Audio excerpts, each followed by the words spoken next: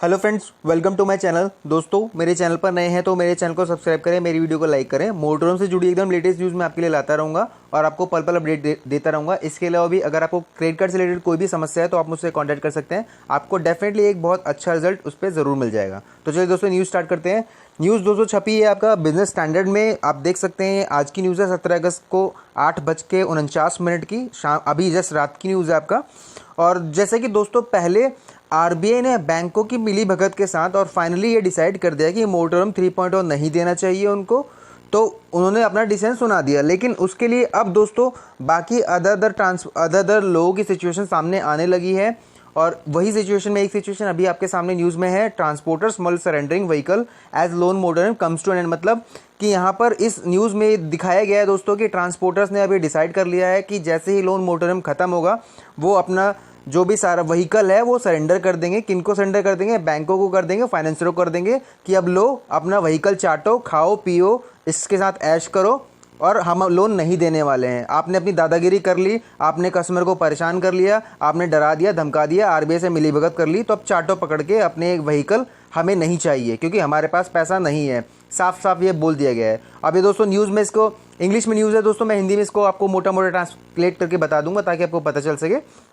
चलिए दोस्तों न्यूज़ पढ़ लेते हैं। Sluggish economic activity, low freight availability and end of motorium period on 31st August may force transporters to surrender 45,000 to 50,000 vehicles to financier as per estimates of Indian Foundation of Transport Research and Training। मतलब IFTRT की एक research के मुताबिक, एक अनुमान के मुताबिक, क्योंकि इकोनॉमी की हालत अभी भी ख़राब है और माल उनको ढोने के लिए ज़्यादा नहीं मिल रहा है और क्योंकि 31 अगस्त को मोटोरम पीरियड भी ख़त्म होने वाला है, तो उसकी वजह से लगभग 45,000 से लेकर 50,000 ट्रांसपोर्टर ऐसे हैं जो कि अपने व्हीकल अब फाइनेंसरों के सर मट्ठे मरने वाले हैं, उनको तोहफे में वापस देने वाले हैं। क्योंकि उनके पास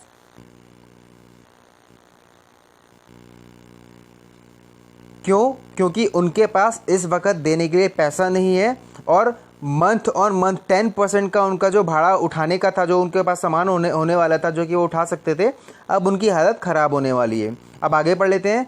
the situation is a very fragile, says SP Singh, senior fellow at IFTRT।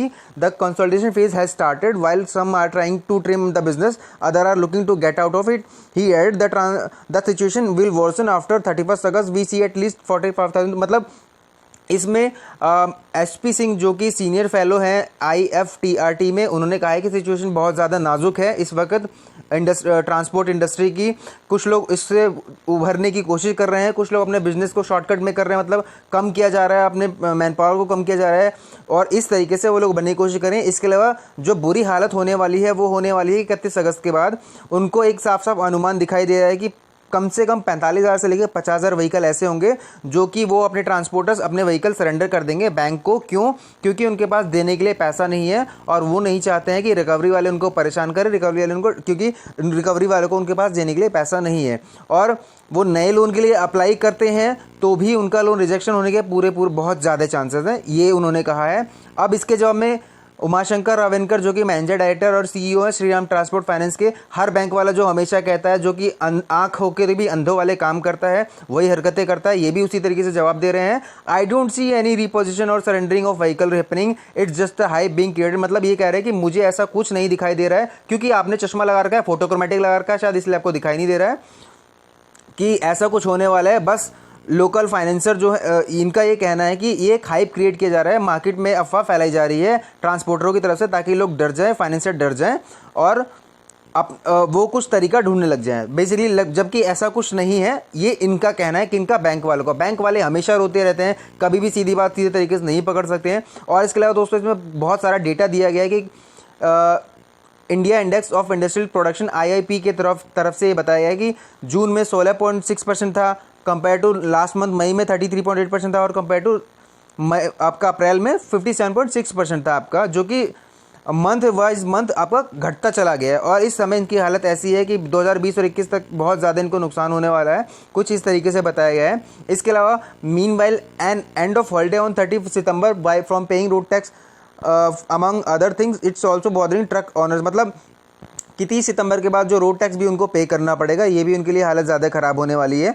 और उसके बाद उनको डॉक्यूमेंट्स अपने फिर से जो उनको रिन्यू करवाने पड़ते हैं मोटर व्हीकल डॉक्यूमेंट टिल सितंबर 2020, उसकी वजह से भी उनको बहुत ज़्यादा दिक्कतें होने वाली है, क्योंकि उनको फिटनेस का भी पैसा देना है, परमिट का भी पैसा देना है, ड्राइविंग लाइसेंस का रजिस्ट्रेशन करवाना है, और भी बहुत सारे डॉक्यूमेंट्स है उसको भी अरेंज करना होगा। तो इसमें भी उनको काफ़ी सारा पैसा खर्च होने वाला है।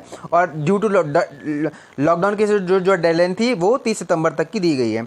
इसके अलावा यहाँ पर ये बताया गया है, अगले इसमें पोर्शन में ये बताया गया कि demand of extremely sluggish only 40% of fleet is being utilize, मतलब कि 40% वाहन ही ऐसे हैं ट्रांसपोर्टर के जो कि यूटिलाइज किए गए हैं इस लॉकडाउन के दौरान। और अब क्योंकि काम ही नहीं है तो उसकी वजह से उनका सारा सब कुछ रुका हुआ है, और ना तो उनके पास इनकम कहीं से आ रही, ना उनके पास कहीं से काम आ रहा है, तो वो आगे भी पैसा किसी को नहीं दे पा रहे हैं। और जब पैसा नहीं आ पा रहा है तो वो बैंकों को पैसा कहाँ से देंगे। लास्ट पैराग्राफ मैं आपको बता देता हूँ। A poor demand and high operating cost which include diesel prices, toll charges etcetera have taken a toll of transporters, मतलब इसमें ये बताया है कि काम की जो डिमांड है बहुत कम है और उनका जो ऑपरेटिंग कॉस्ट है बेसिकली वो बहुत ज़्यादा है। डीजल प्राइजेस और टोल चार्जेस, ये सारी चीज़ें हमेशा बढ़ती रहती हैं, चेंजेस होती रहती हैं, और रोड ट्रांसपोर्ट की जो उनकी खर्चा है वो बहुत ज़्यादा है। इसकी वजह से इन्होंने ये उम्मीद की थी, इन्होंने मांग की थी कि लोन मोरेटोरियम को एक्सटेंड किया जाए 31 दिसंबर 2020 तक, और उसके बाद जाके लोन रिस्ट्रक्चर के बारे में कुछ सोचा जाए। अगर ऐसा होता है तो उनके बाद चांसेस है कि यही ग्राउंड रियलिटी है